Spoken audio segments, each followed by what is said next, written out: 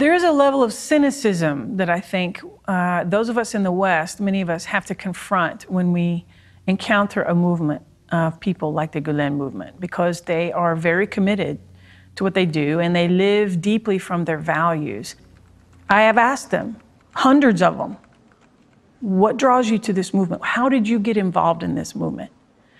And for many of them, they wanted their children to go to the best schools. And the best schools that were academically going to be the ones that prepared their children were the schools started by Gulen people.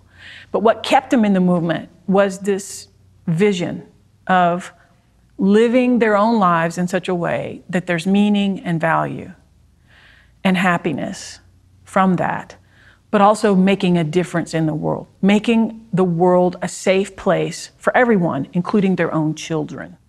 And I felt really confronted on a personal level, not just as a professional, but personally I felt confronted by it because I realized that I myself had become cynical and didn't really believe that people could operate and live in the world from those types of clean motives.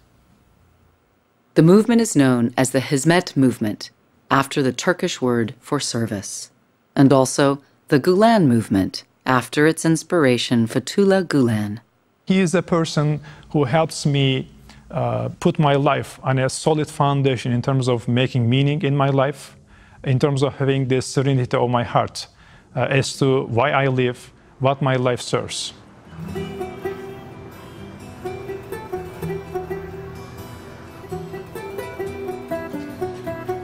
There are so many things that you have to do, but you start losing yourself.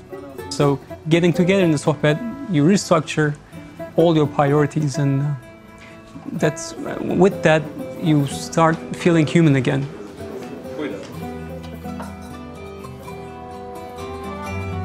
Gulen's followers meet weekly in small groups called sohbets, where they recommit to their values, share ideas, and work on charitable projects.